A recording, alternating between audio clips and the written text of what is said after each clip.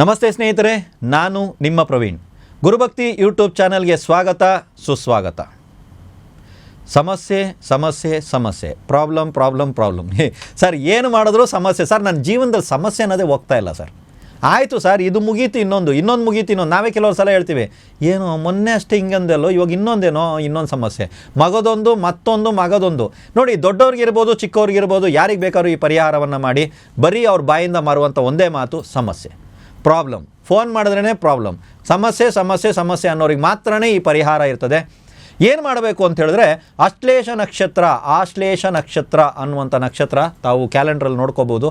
ಆ ನಕ್ಷತ್ರ ಬಂದ ದಿನ ಸೂರ್ಯೋದಯಕ್ಕಿಂತ ಮುಂಚೆ ಆಲದ ಮರ ಇರುವಂಥ ಸ್ಥಳಕ್ಕೆ ಹೋಗಿ, ಅಲ್ಲಿಗೆ ಹೋಗಿ ಆಲದ ಮರಕ್ಕೆ ಪೂಜೆಯನ್ನು ಸಲ್ಲಿಸಿ. ಪೂಜೆ ಏನು ಮಾಡಬೇಕು ಸರ್, ನಿಮಗೆ ಹೇಗೆ ಬೇಕೋ ಆ ರೀತಿ ಪೂಜೆ ಇತ್ಯಾದಿಗಳನ್ನು ಮಾಡಿ ನೈವೇದ್ಯ ಇಡೋದಕ್ಕೆ ಮರಿಬೇಡಿ. ಆಲದ ಮರದ ಬುಡಕ್ಕೆ ನೀರು ಸಮರ್ಪಣೆ ಮಾಡೋದಕ್ಕೆ ಮರಿಬೇಡಿ.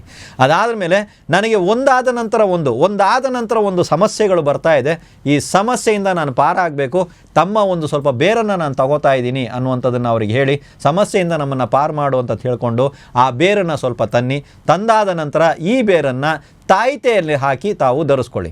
ಕೆಲವರಿಗೆ ಇದೊಂದು ಡೌಟ್ ಬರ್ತಾ ಇದೆ. ಮೂಲಿಕೆ ರಹಸ್ಯ ಇತ್ಯಾದಿ ತರಗತಿಗಳಲ್ಲಿ ನಾನು ಮೂಲಿಕೆ ಶಾಪ ನಿವೃತ್ತಿ ಇತ್ಯಾದಿಗಳನ್ನು ಹೇಳಿದ್ದೀನಿ.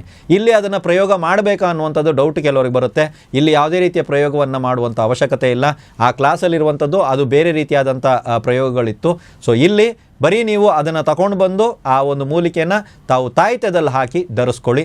ಇದರಿಂದ ಸಮಸ್ಯೆ ಅನ್ನೋರಿಗೆ ಸಮಸ್ಯೆ ಕಡಿಮೆ ಆಗುತ್ತೆ, ಪೂರ್ತಿ ಪ್ರಮಾಣದಲ್ಲಿ ಹೋಗಲ್ಲ. ಸ್ವಲ್ಪ ಕಡಿಮೆ ಆಗೋದಕ್ಕೆ ಪ್ರಾರಂಭ ಆಗುತ್ತೆ. ಅಂದರೆ ಒಂದೇ ಸಲ ತಗೊಂಡೆ ಒಂದೇ ಸಲ ಮುಗೀತು, ಆ ರೀತಿ ಆಗಲ್ಲ. ಸ್ವಲ್ಪ ಕಮ್ಮಿ ಆಗುತ್ತೆ, ನೆಕ್ಸ್ಟ್ ಇನ್ನೊಂದು ಸ್ವಲ್ಪ ಕಮ್ಮಿ ಆಗುತ್ತೆ, ನೆಕ್ಸ್ಟ್ ಇನ್ನೊಂದು ಸ್ವಲ್ಪ ಕಡಿಮೆ ಆಗುತ್ತೆ. ಇದೊಂದು ಪುಟ್ಟ ತಾಂತ್ರಿಕ ಪರಿಹಾರ ಆಗಿತ್ತು. ಇದನ್ನು ಯಾರು ಬೇಕಾದ್ರೂ ಮಾಡ್ಬೋದು. ಇದರ ಒಂದು ಸದುಪಯೋಗವನ್ನು ಸಮಸ್ಯೆ ಇರುವಂಥ ಪ್ರತಿಯೊಬ್ಬರು ಪಡ್ಕೊಳ್ಳಿ ಅನ್ನೋದಷ್ಟೇ ಗುರುಭಕ್ತಿಯ ಉದ್ದೇಶವಾಗಿದೆ. ಎಲ್ರಿಗೂ ಒಳ್ಳೆಯದಾಗಲಿ.